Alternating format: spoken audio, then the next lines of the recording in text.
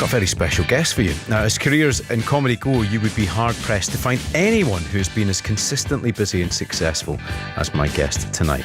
Writer, comedian and actor, she was barely off her screens in the 80s and 90s and who starred in hugely successful shows such as Naked Video, Bottom, Absolutely Fabulous, to name but a few.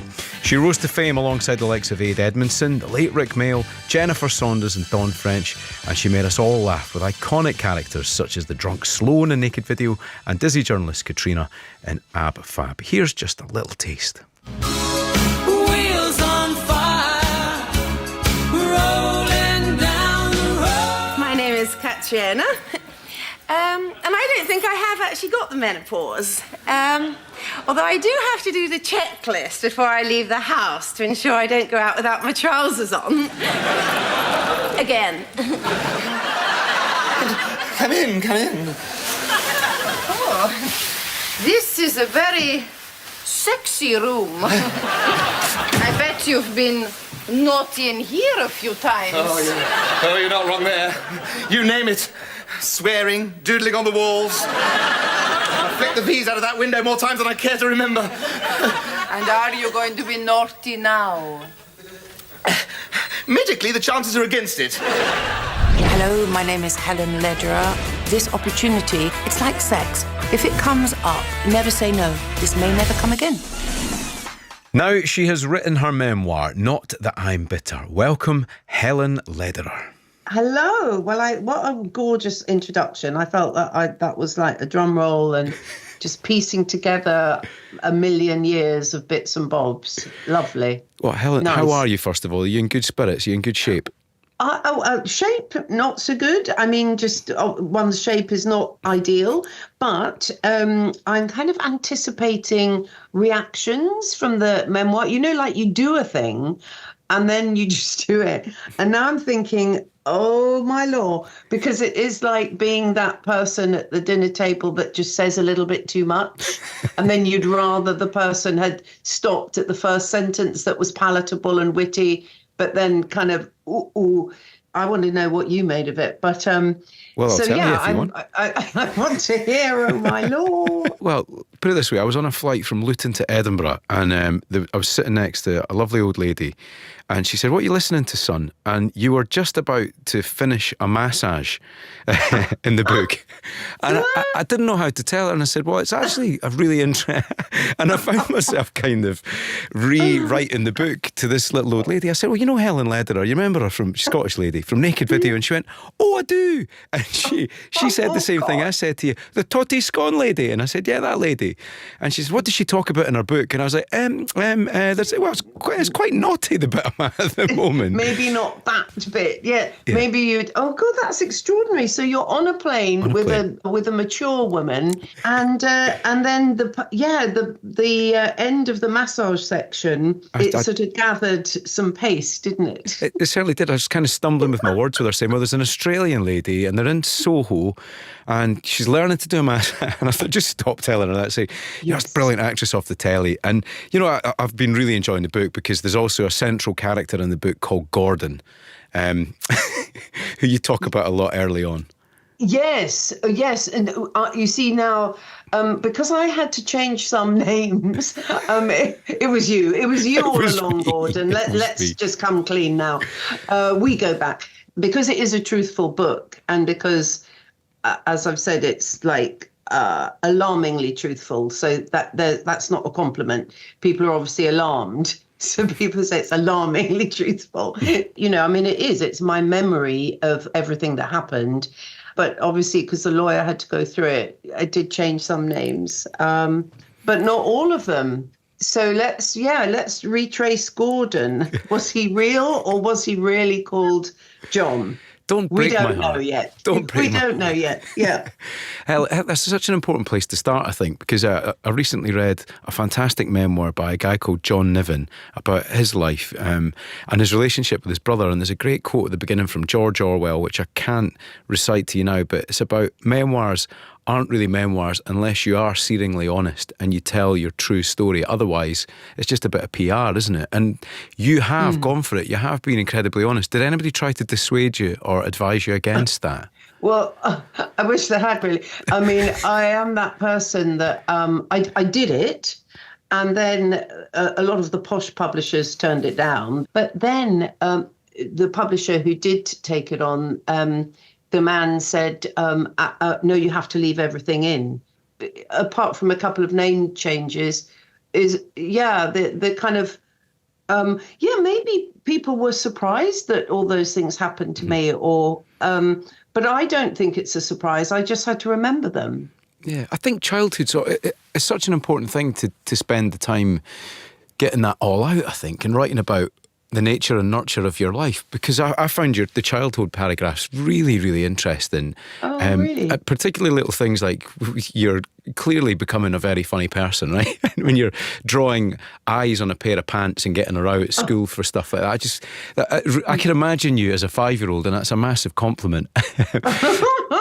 Well, oh God, I'm feeling hysterical already just remembering those things. I mean, because I had asthma, I sort of blame it all on the first wheeze when nobody knew what it was. So I had asthma, which meant that in those days you had to kind of have quite steroids and stuff like that. So I missed a lot of school. But you're not sad when you're a child because you don't know anything different. So I wasn't bitter then. I had nothing to compare it to. But I did invent things in my head. And I think you just go into your head, don't you, quite naturally. So, and the joy of being with people who like you, and that people like you more, obviously, if you're being funny, and just the games, the joy of just disappearing. But I just got overexcited. I think maybe I'm just overexcitable. Yeah, you do say that quite a lot in the book, that you were just excitable and full of mischief. Yeah, and then what is interesting about, for me, hopefully for the reader, Mimi, well, it's a memoir, is that, you get to the end and you go, maybe I'm not that normal. But obviously, as an individual, everybody thinks they're normal because you're managing your life, you're navigating your life, aren't you? Only now do I think maybe the way I express myself in groups is a bit alarming for some. I don't think it is, though, because, we do quite a lot on the radio talking about neurodiversity at the moment. And I did a big bit of work with the record industry, and they were just making the point that A&R people who can spot and hear amazing music are often somewhere on that neurodivergent spectrum. And actually, if somebody had understood that when you were younger, they'd have thought, what an incredibly creative person. Let's encourage that and let's channel that energy and that creativity. Yeah. And it could have led to a slightly different path. But you found your way, though. Yeah, that's nice that that is actually a comforting thing. And I think that now, you have to have optimism about progress, but not too much sadness about how it was then, because that was how it was then. But the senior school was quite strict.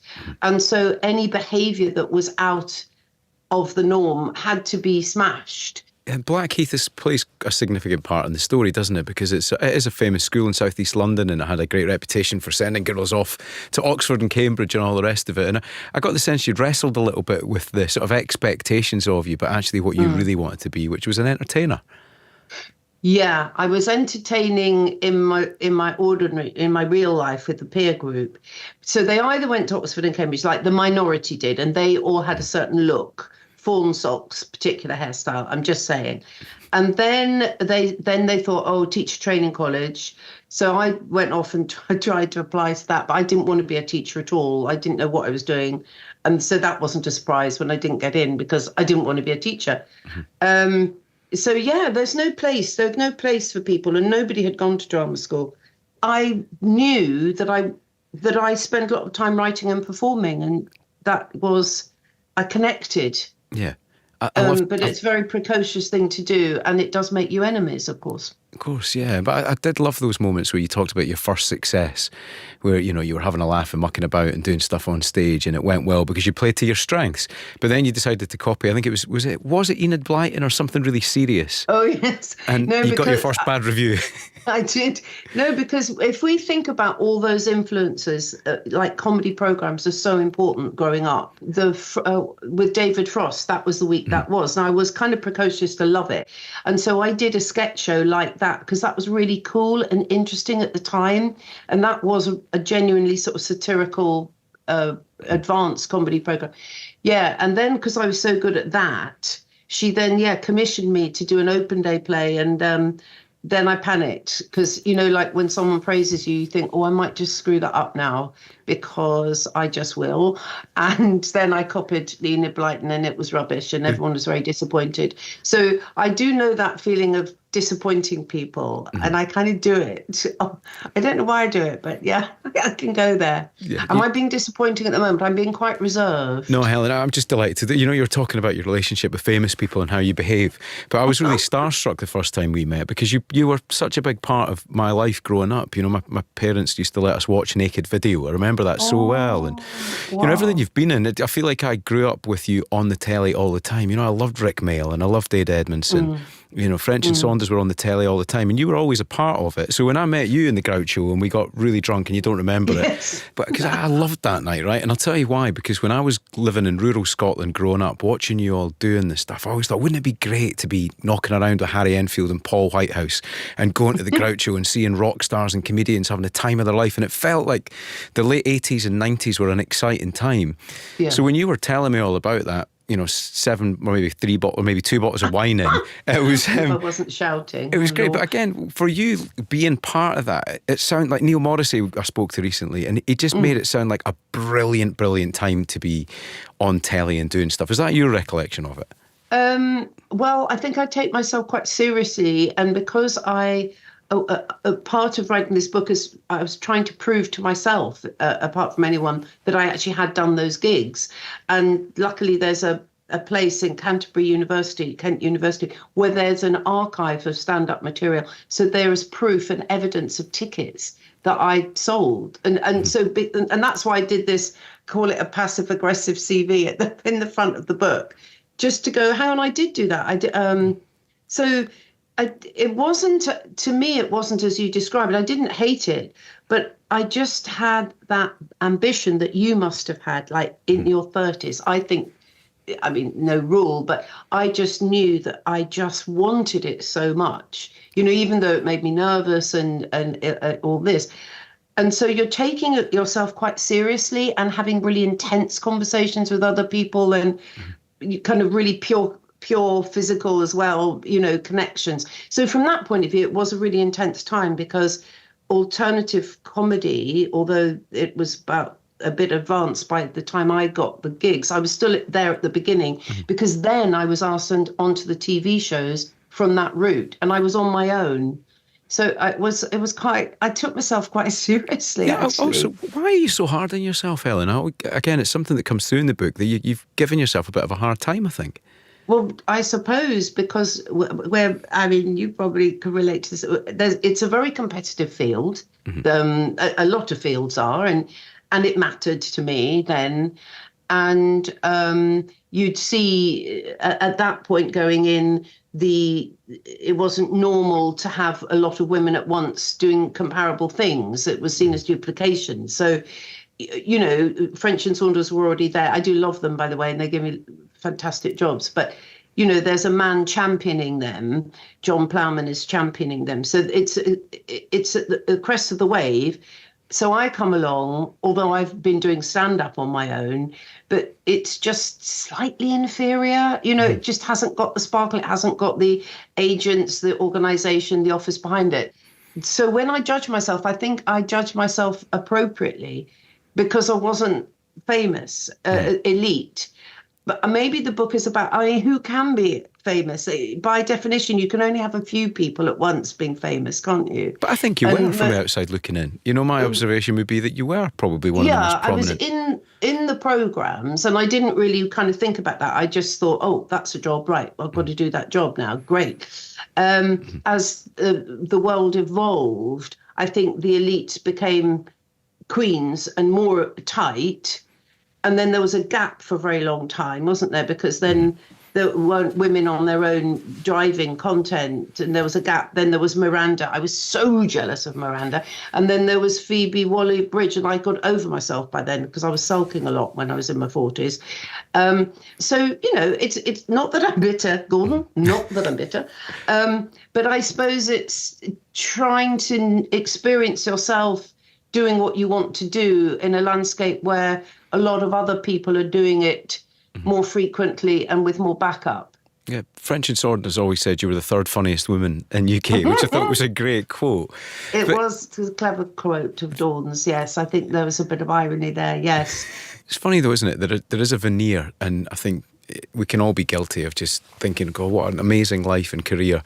And looking at the stuff you've done, it's amazing. It really is amazing. But you lived through it, and it doesn't sound like it was the same experience for you because of that perpetual battle to be that elite level. Yeah, I think at the beginning you absolutely want to do it, so you don't necessarily enjoy it. But here's the thing: I saw Glenda Jackson on one of those talking picture programs, and the interviewer said, and does it make you happy? She said no, and quite matter-of-factly. And I thought that was quite refreshing, because are we all supposed to go around whooping with joy at what we're doing? But that's it's a privilege for people to do this kind of work too.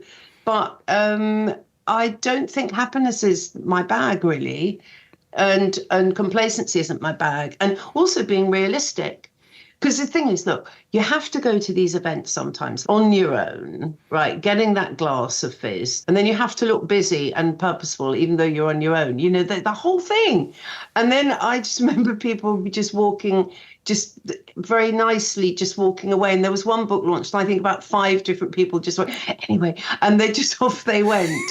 And I thought, that's a lot of people walking away from me, but not like in a hostile way, but just walking away. And it's that amuses me, actually. Yeah. I find that that's quite funny, isn't it? I give you the other argument, though, because I was lingering around all night asking you really boring questions about what was going on in the 90s, and you were really entertaining. You stuck with it, and your daughter Hannah was there. Yeah, but you were a lovely audience, and I was probably with a group of young people all gathering round, listening to my every word. So I'd have been in heaven, and I would have had a few drinks, and those sofas are quite low and velvet, aren't they, in there? They are. So so when I'm like myself, maybe I'm just not very, it's just, you know, it's all the pecking order, isn't it? Mm-hmm. Mm-hmm. And you have to know your place. Yeah, and you just have to behave appropriately within a pecking order. And part of me is really angry about that. And part of me is really scaredy and humble about it. Yeah. No, but if I was in your life more regularly, I'd say, well, hold on a second, right, Helen, what about the comedy women in print? You've done a brilliant thing there where over 20 different authors have been published with thanks to you, which is something to be hugely proud of, right? So in terms of a pecking order, that puts you right up at the top. Well, because without your involvement, that wouldn't have happened. So come on. Gordon, that's quite an interesting little departure in my autumn years, because I'd written my novel, my comedy novel, where I actually did start to feel happy. That was because I'd go to these literary festivals, and then I call that like stand-up comedy, but with clapping, because people would actually choose to come and ask interesting questions and say, and did you ever go to Papua New Guinea? And then I'd have to go, well, no, I didn't, but I Googled it. But anyway, but I thought I'd gone anyway. So I looked around for a prize to win, and there wasn't one. So it was at that point, you know, occasionally, as I am an ideas person, and so then you become a different kind of person. And I had to phone up and email all those agents that had chucked me, or that I had chucked, to beg them to give me their clients and for judges, because obviously everyone needs celebrities or famous, intelligent people, so you have to find them. But it was a very different role, where you could suddenly, you didn't have to kind of show off as much, but you had to be quite bossy. Mm-hmm. And yeah, then that prize is an unpublished writer wins through being judged by quite very passionate, because comedy does make people very passionate and disagree a lot. Being in those judging meetings, oh my God, Gordon. But then they get published by a publisher, and that was a very different hat to wear. You know, like a grown-up, not huge fun, mm-hmm. but creating something that hadn't existed before. So sometimes when you have an idea and you follow it through, mm-hmm. Something can happen, but not everybody does that. You know what I mean? I was going to say, you know, for somebody who can be quite sensitive, Helen, you do put yourself in a career that does bring on lots of criticism, right? And for most of your career, you were lucky there was no social media to give you a hard time. But I wonder what your relationship was like with things like reviews. An artist once said to me, it's better to weigh reviews rather than read them. If you're being talked about, you're doing something right. But how do you react when you get a certain review? It's a funny one, because how can you walk away from it? There was, when I was doing another Edinburgh show called Still Crazy After All These Years, and I had to walk past the reviews that had been plastered on the screens in the assembly rooms. And I just purposely just did not look at them. I just made myself, because I know it would, I just couldn't, I didn't want to know what somebody else thought about me, because it would take that concentration away, because you have to concentrate so much when you go on into a small room. I did sell out, but it was a tiny room. And you've got to be so focused, haven't you? Yeah. So, and then you go, oh, no, I can't read. So if they're good, then you believe them. Isn't that a phrase? And then if they're bad, it's Do you remember any of those? That night we had when we were out in Soho, we were with a band, and I remember, I think it was the Sunday Times once described them as ferociously average, and I don't think they've ever managed to forget that. But can you ever remember a funny line that was written about Helen Lederer? Well, I think the alarmingly truthful is what I've already, what I've been told. Yeah, I mean, Cleverly Insane was quite popular. That was okay. That was from that show, the Still Crazy show. But oh God, there was one review and another time in Edinburgh. I seem to just go to Edinburgh when I was on with Raw Sex, who are the two wonderful Simon Brint and Roland River, and Kathy Burt was up with them.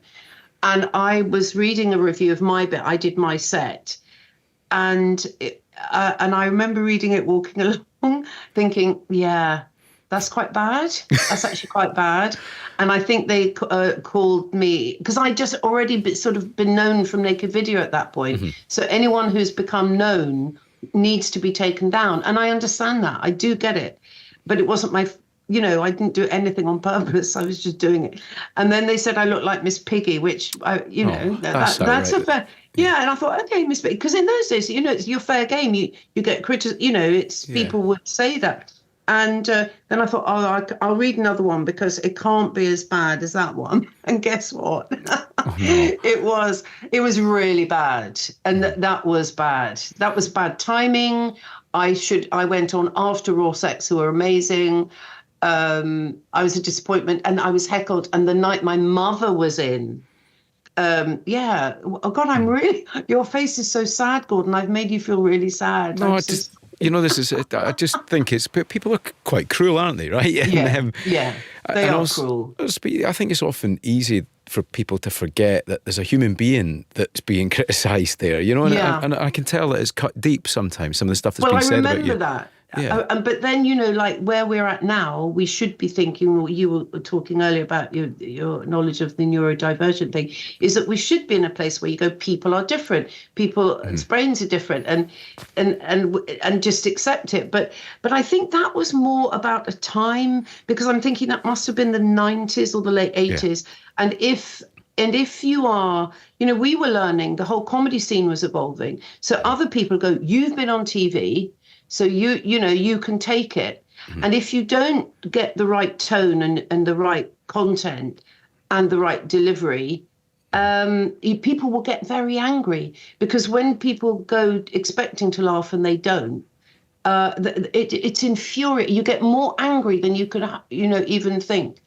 I think they vent. They go, who do you think you are? You're on there. You call yourself a comedian, or the poster describes you as a comedian. In itself is a challenge for people. But more so then, to be a woman or one of the, a woman sandwiched between the men. Yeah. They go, yeah, really? Like that. And you could see them feel it. You could feel it. Well, women get a particularly bad deal from what I can see, And listen, Helen, I was going to say to you, I think you're a strikingly beautiful woman. But in the book, you talk about how you feel sort of uncomfortable in your skin a lot of the time. And I was really shocked by that, because it's not something I got the sense of from you at all at any point.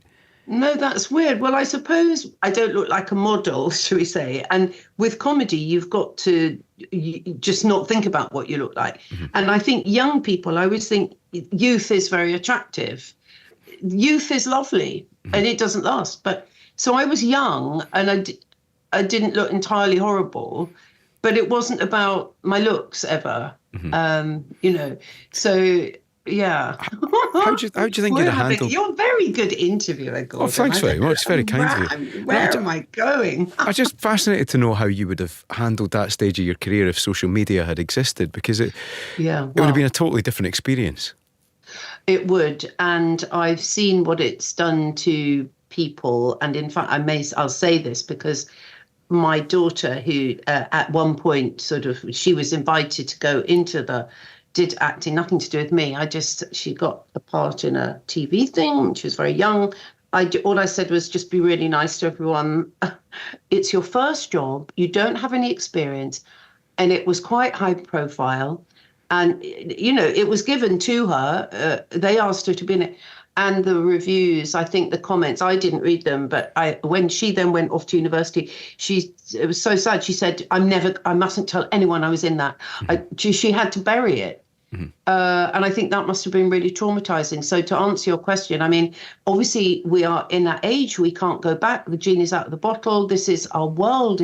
We have to learn how to live with this commentary all the time, don't we? Yeah. But we can't go back, I'm afraid. We've got to make it work for us. How unusual was that as an experience for you, as somebody who'd been in the public eye, to see your daughter then grow up and have to go through that at the same time? Because then I'd imagine you'd have to approach that in a different position as a parent, not just as somebody who can offer professional advice. It was very hard.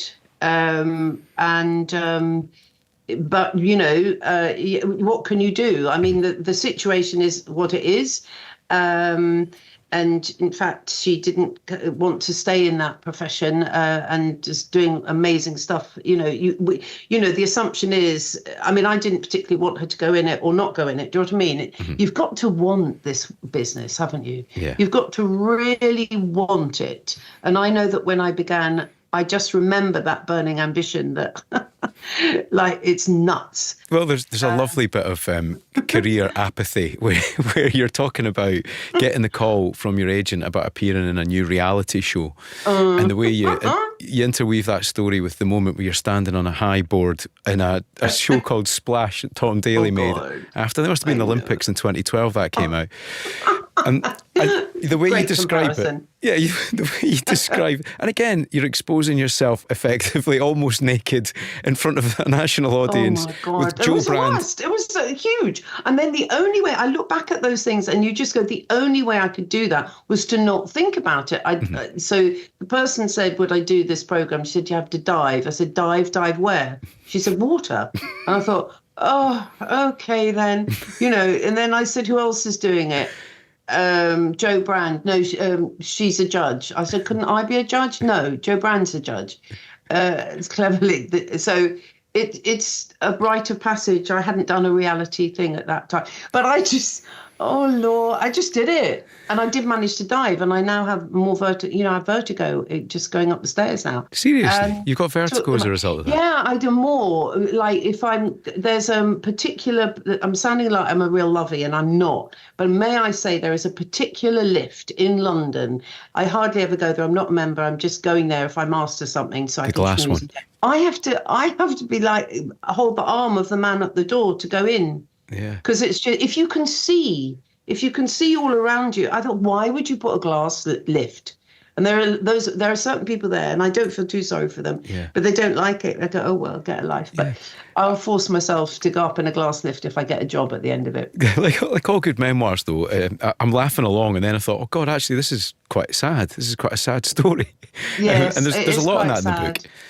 Yeah, there is. But then you see again, I honestly didn't think about it. I just did it. I just wrote it. And I thought, if you're doing a memoir, you can't leave bits out, because then people would go, I know I sort of prejudge myself, but people go, well, why would you do? I think I put probably everything in. I I can't believe I have actually put everything in. And Well, let me offer you a wee bit of support here and comfort, because I listened to it as an audiobook, and you read the book brilliantly, and I think that's a massively important part now, because I think so many people do engage with a book like that. I read Johnny Marr's book, and it was so good that he read it, because he said innovative in his own Manc accent, innovative, and the way you speak as well, you bring a real charm to the story, and also it's quite emotional, and I think if you hadn't done it, it would have lost that. And you have definitely told the full truth, which I think is so important, because otherwise I just feel like it's any other book that could have been chucked out. It would be a bit cheap, wouldn't it? But that's interesting about the voice, because you do need to kind of keep the reader with you to get the irony.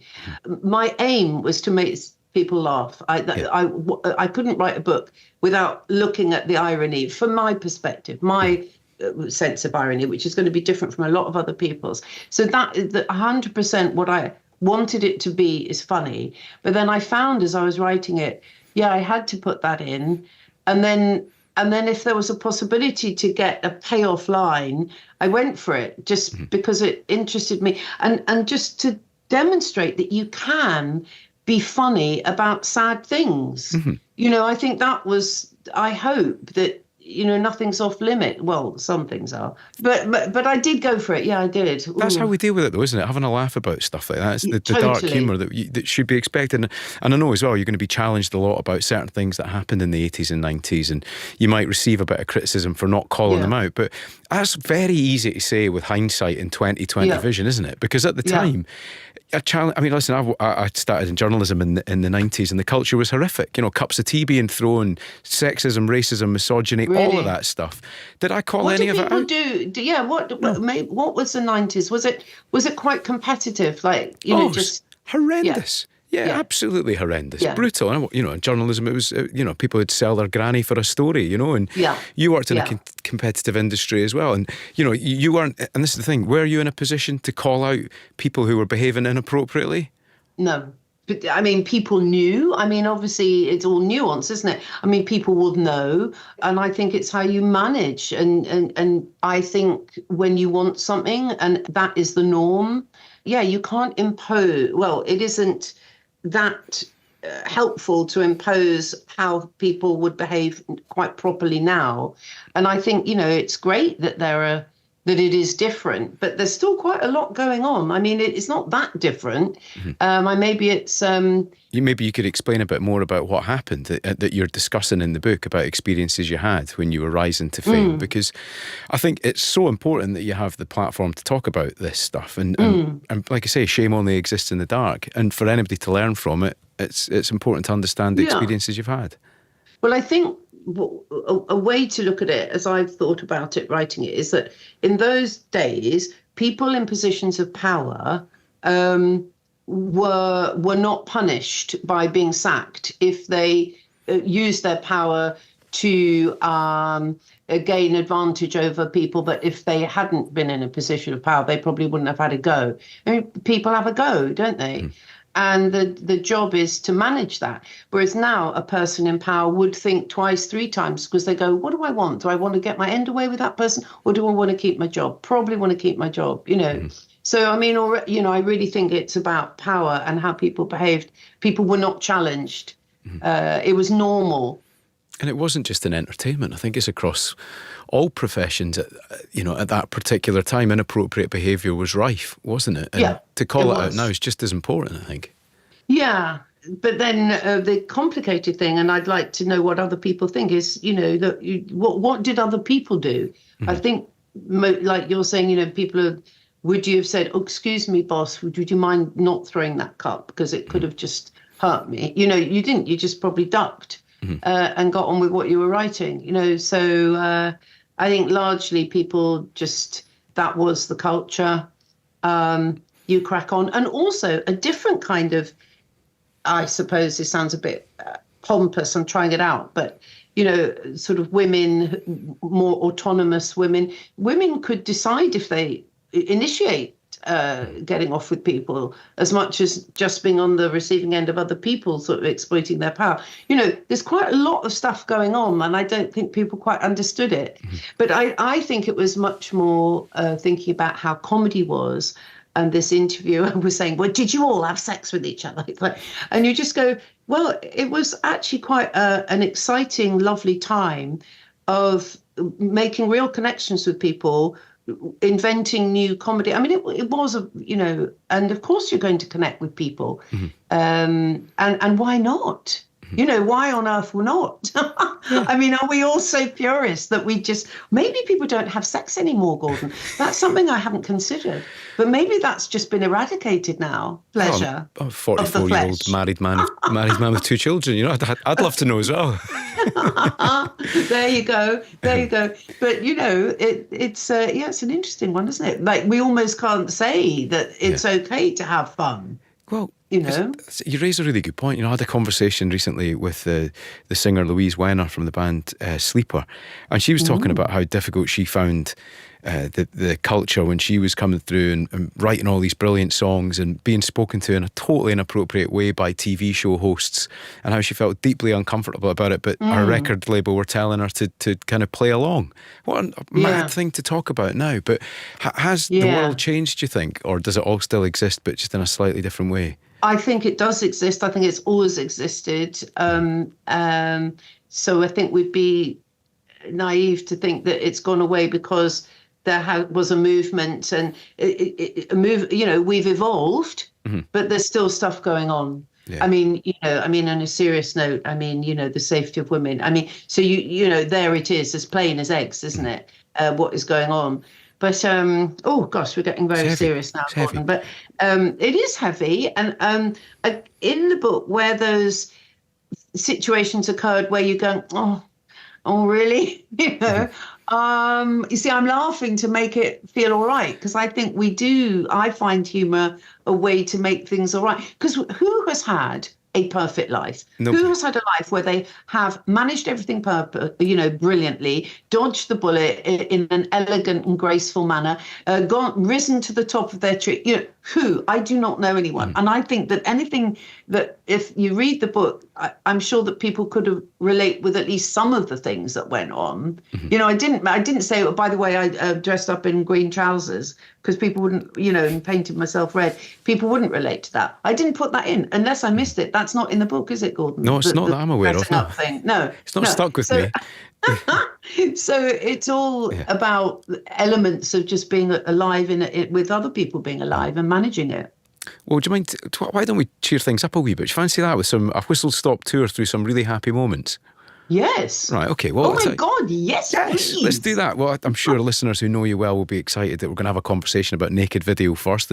And everyone who listens regularly knows that all roads lead back to Scotland when I'm involved. But it's a massive success story of the 80s, wasn't it? It started off as a BBC Radio Scotland, I think. Naked Radio then became Naked Video. Edinburgh Festival played a huge part in it, and it was sort of fast-paced, wasn't it? Sketches, comedy monologues, clever lines between the alternative stuff and mainstream carry-on.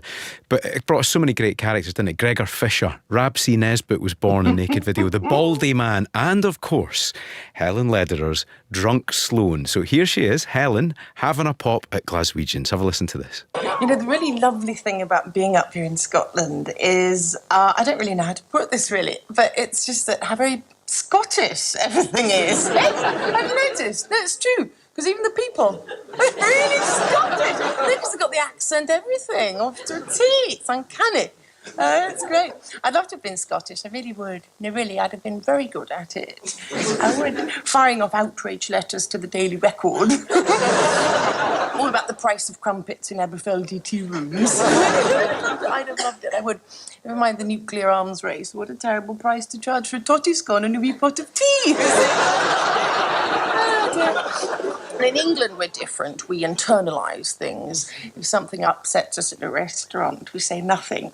We just go home, sprout an ulcer and blame it all on Bobby Robson. It's a nice arrangement. I like it. Not that I'm saying England's a better place than Scotland. God, no. I wouldn't dare. No, honestly, it isn't. It isn't. No, because after all, a person doesn't have to be in England to get her eyes. Sorry, I was being Scottish again. I've picked up a lot of new expressions that seem to be the norm up here. Poke's another one. Glasgow must be the only city on earth where a shop assistant can say to you, "Would you like a poke, madam?" Without getting arrested. Anyway, it took me quite a while to realise that a poke up here is actually Glasgow slang for a paper bag. Obviously. Of course, it's all semantics. See, I'm up here on business, by the way. I said to my accountant, what should I do? And he says, well, you've got to spend big money fast. So I went to the Glasgow Garden Festival and bought an ice cream. Surprised me, really, because things are otherwise really cheap up here. Really cheap, it's true. People are always coming up to me and saying things like, hey, you, I want to buy an overcoat. Will you lend me 10 pence? Well, I say, of course, here's 20 pence, get me one as well. Anyway, shall I get another Governor Sunrise, please? Go easy on the harpic this time. There she is, Helen Lederer. Drunk Sloan naked video. It's a surreal thing watching a comedian listen to her own performance, Helen. How uncomfortable was that for you? It was very uncomfortable, but thank God there were people laughing. But you know what? I have to praise Ian Patterson, who wrote Ramsay Nesbitt, because he wrote practically all of that. I met him, doing naked video, and he is, well, you must know him, Ramsay. He wrote The Baldy Man, and he was a very important person, and lots of gags. But you see, I wonder, would we do that now? Would that humour, like we're doing descriptions of characteristics of, the Scot. Would we be allowed to do that now? I don't know. But it was gag-filled, and that's thanks to Ian, I have to say. But don't you think that's a strange situation we found ourselves in, where freedom might have disappeared, that freedom of expression in comedy, because of the fear of being cancelled? If you're offended by something, perhaps maybe not pay attention to it or just not engage with it, but understand that other people find it entertaining, don't you think? Yeah. Well, there was something very lovely about that whole dance.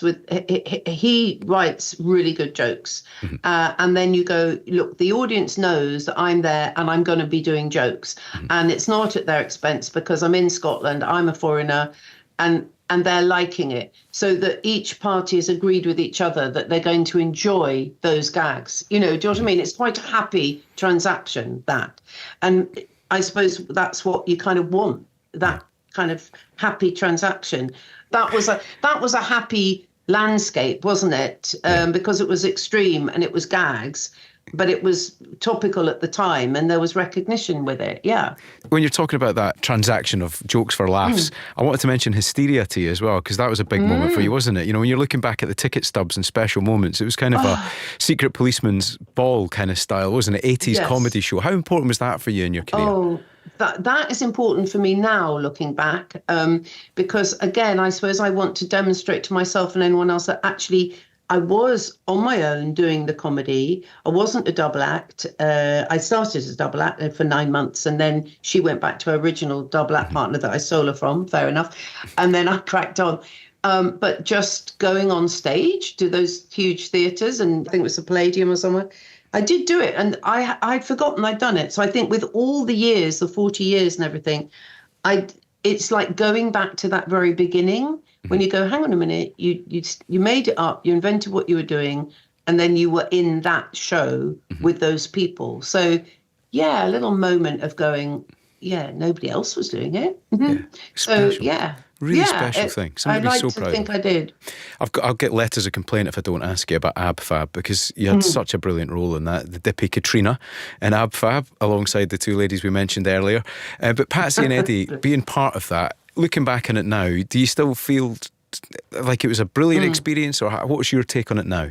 Yeah, I remember, I did talk about it in the book, about the rehearsal room when I didn't realise, obviously, how big, I don't think anyone did necessarily, how big it was going to become and how it sustained itself. I mean, that's an extraordinary thing, powerful thing of like 20 years of watching these people get older and yet still loving it. And I would say that Ab Fab made people so happy. You know, like my happy place would have been like the David Frost when I was at junior school. You know, you go, oh, I want to watch that. That it's time, it's coming on. You know, that excitement. You go, it's time for Ab Fab or whatever it is, Monty Python.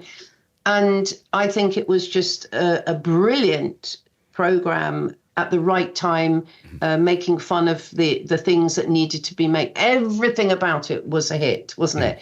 Falling out of taxes, being drunk, being bad, being bold, being immoral, being uncaring. Hilarious. You know, they got it. It was gorgeous, wasn't it? It was funny that New York had Sex in the City, but we had Absolutely Fabulous.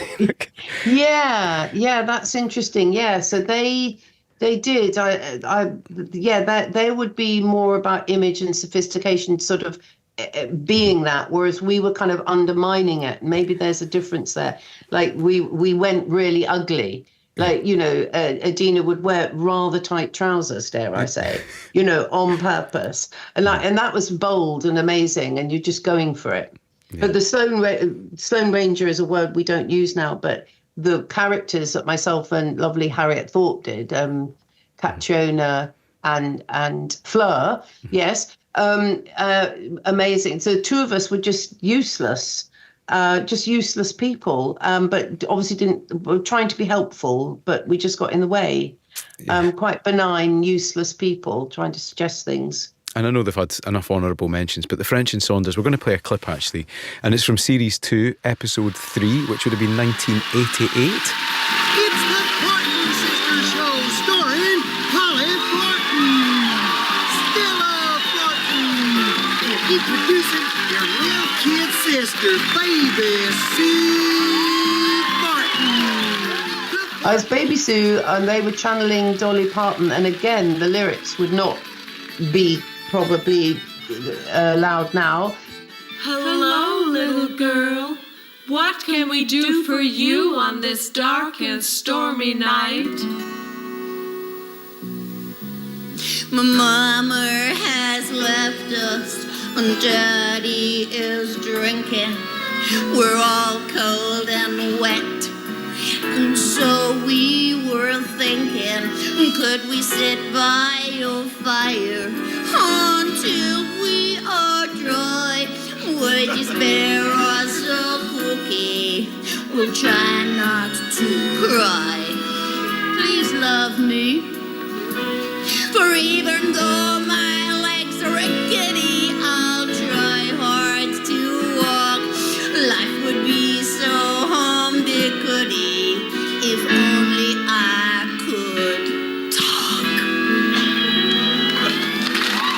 I was in heaven. Oh, I bounded onto that stage. I was in heaven. And another thing I wanted to bring to your attention, Helen, was something that will warm a lot of our listeners' hearts, because I think people still miss Terry Wogan an awful lot. I think he played an important role in this country, and you co-hosted, didn't you, on the chat show, doing the headlines. How bizarre! But I do. How did these jobs come in? I mean, just like random, strange-shaped jobs. Here's a daughter of Eve, the queen of the naked video, Helen Lederer.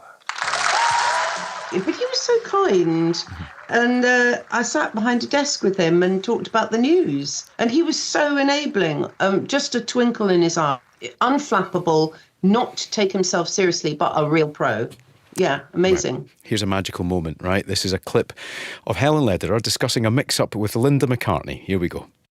It has actually been quite a tragic week for Linda McCartney. Because apparently some steak and kidney pies have found a way into her range of vegetarian meals. It's true. Vegetarians up and down the country are reeling at the thought of touching tongues with real flesh. It's a true story, and Linda's trying to console them by saying it can't be worse than touching tongues with Paul. I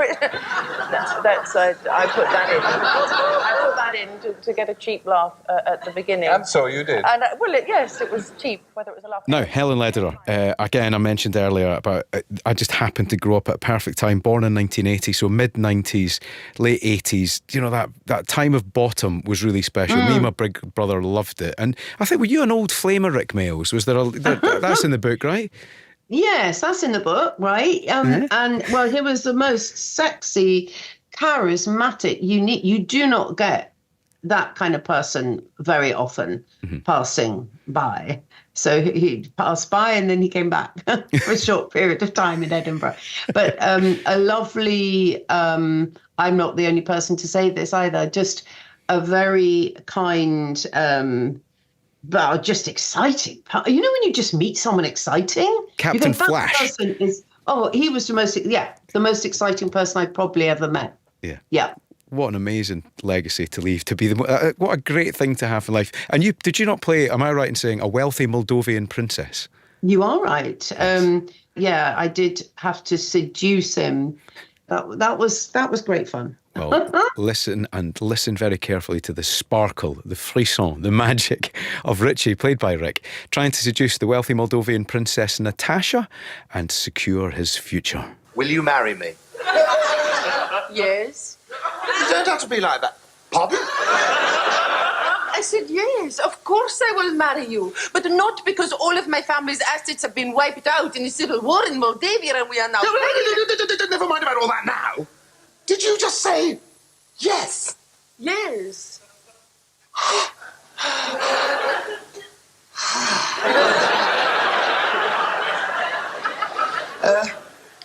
Natasha, do you believe in sex before marriage? Yes. Would you practice it? Yes, I would. Would you mind signing something to that effect? You know, just an informal agreement between the two of us, but legally binding, obviously. Sure. Oh, I'm enjoying this. This is great fun, Helen, because, again, it's a lovely bit of nostalgia for me as a fan of comedy around this time. And the last clip I watched before I came in to see you today was with Harry Enfield, who was so important in making my generation laugh. And you were a lady of the night. I was. What's your charging tonight, then? 6pence halfpenny for acts of appalling depravity, 1 and 6 to faddle-daddle with me whatchamacallit, and 2 shillings to waddle up me whips a days. What do I get for 2pence? Mum! But how much fun was it working with Harry Enfield? Was it a good experience? Yeah, I mean, Harry always knew what he wanted. He had he was very bright, and we knocked around a bit together as well. And he was very generous. He helped me make a voiceover tape, which I thought very kind of him. And then he put me in his sketches. So really, thank you, Harry. I've got to ask you this because, I'm a wee bit obsessed with this time, but what was the peak 90s night for you where you found yourself in the company of, I don't know, Rick and Harry and all the rest of it? Was there a particular Brits or a night out or an award ceremony where you all had a brilliant night that you'll never forget? My most exciting one with those people, well, obviously the Edinburgh Festival, where I keep talking about, where it was the first show. Ben Elton, Rick Mail, and Andy de la Tour did their big sellout first sort of stand-up show, and that was the first year after sort of Cambridge Footlights had been in the year before. Suddenly it was a year of the stand-up. So the Footlights had to take a bit of a low look for a while. And it didn't help if you were at Oxbridge at that time, they will say. And there were queues around the block for their show. So being in the Assembly Rooms bar then, oh my God, after I'd done my 20 minutes on stage in a smaller venue, Masonic Lodge in Rose Street. And and then just necking down those white wines and just the most exciting time of my life, with people who really cared about what they were doing and who were kind and nice and just good people, really. It's a lovely positive note to move on and segue nicely into something you mentioned there, because wine's your other big passion, isn't it? I mean, you're a qualified wine expert. You've not got like a second qualification or something? Well, I say qualified, Gordon, because bizarrely, the Express at one point said, would I like to be a wine columnist? I said, well, yes, but why? They said, because you've got the kind of face that people will know who probably thinks like a drink. And I thought, okay, I'll take that. So then having to write columns about what pasta would go with what wine, I then took myself off and did a course. And I did it like in a week, quite intense, but I got a pass. I didn't get a merit. or a distinction, but I did get a pass. So from that point of view, I am totally qualified to tell my Chardonnay from my Sauvignon Blanc. But that's a hobby. I'm an enthusiast. And finding things where you don't have to make your living out of them is actually probably psychologically very healthy, isn't it? I mean, I don't have any hobbies now. I'm looking for a new one. Any ideas, Gordon? Something? I Crochet? I don't think about. I think we should take up something a bit more extreme together. Yes, Extreme Hobbies. That's a good programme, actually. Helen Lederer's Extreme Hobby. Yeah. Well, Helen, it's such a privilege to speak to you. And again, I've thoroughly enjoyed your book, and I would recommend it to everybody who's listening, particularly the audiobook, so you can hear all the intonation and fun in Helen's magical voice, because she is a very highly paid voiceover artist, and that needs to continue to pay for the wine. You bet. Helen, it's been a joy, and thank you so much for your time. I've loved it, Gordon. You sound slightly broken. I have. Yes, what a lovely way to spend an evening. Wheels on fire, rolling down the road. There's no define my next of kin. This will shall explode. That is the absolutely fabulous Helen Lederer, whose memoir, Not That I'm Bitter, is out now.